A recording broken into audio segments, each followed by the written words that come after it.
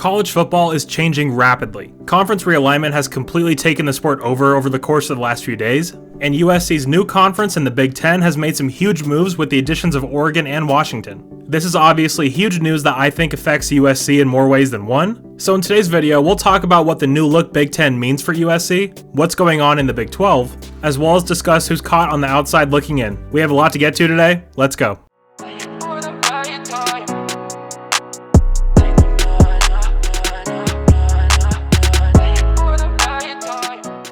What's up guys, my name is G Greens and thank you so much for stopping by the channel today.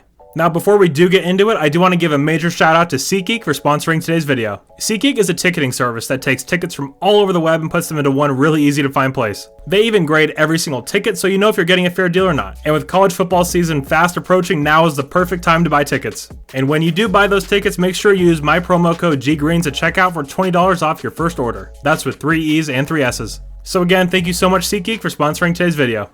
Alright, so let's get into this. First off, let's talk about the likely addition of Oregon and Washington to the Big Ten. And guys, let me preface this by saying that things change in an instant in today's college football landscape, so I apologize if this video is outdated by the time you're seeing this. But as of now, it looks like a done deal that Oregon and Washington will be joining USC and the little brother Bruins in the Big Ten. So I have actually seen a lot of negative response to this by USC fans, and I don't quite understand why. So assuming SC plays both Washington and Oregon every year, this adds 2 more fantastic games to the schedule. Games with a history and a real rivalry there. There's going to be plenty of games against Indiana, Purdue, Rutgers. It's good to spice it up with bigger and more intriguing opponents. And from a competitive standpoint, it's more games played in the Pacific time zone, which is a huge deal. The more games you can play where your body clock isn't all out of whack, the better. I also don't understand where this fear of Oregon comes from. I mean, we're USC. When we're rolling, Oregon can't measure up to us. That's just the facts. I mean, honestly, Oregon is a big-time program with a bunch of money and great facilities and uniforms, but they've never won anything. USC is a top 3 all-time program.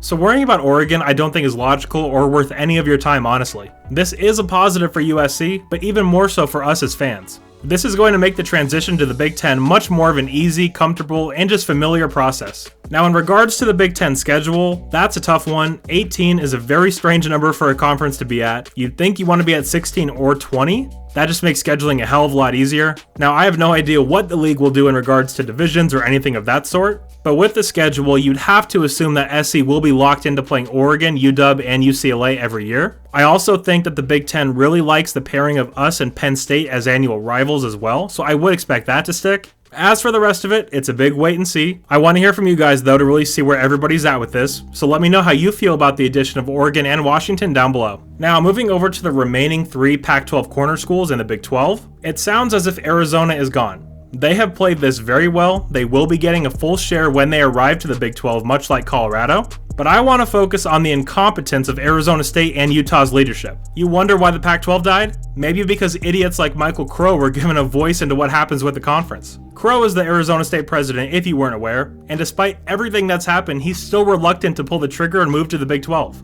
I don't know what more he needs to see. It's either make the jump or get left behind. It's as simple as that. It's idiotic things like that that really make you so glad that SC jumped ship and got a seat at the big boy table. Utah is also right there though. They are hanging on to this Pac-12 dream and it's so idiotic. I bet Oregon State and Washington State would love to be in their shoes. Oregon State for sure would already be in the Big 12 if they could. Now it is expected that Arizona State and Utah do make the jump, but now with zero leverage. I don't see any way they get a full share of TV money.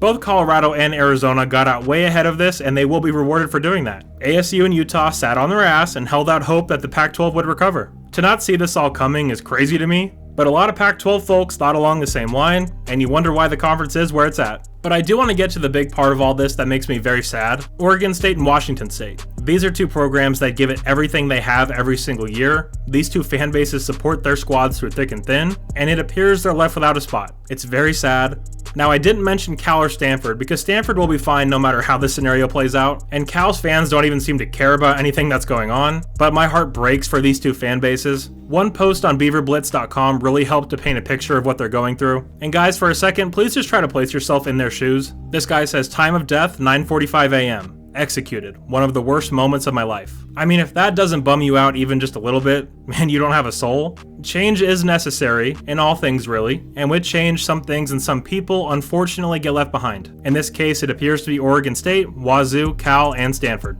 Very sad for them, sad for the Pac-12, but as always, we carry on.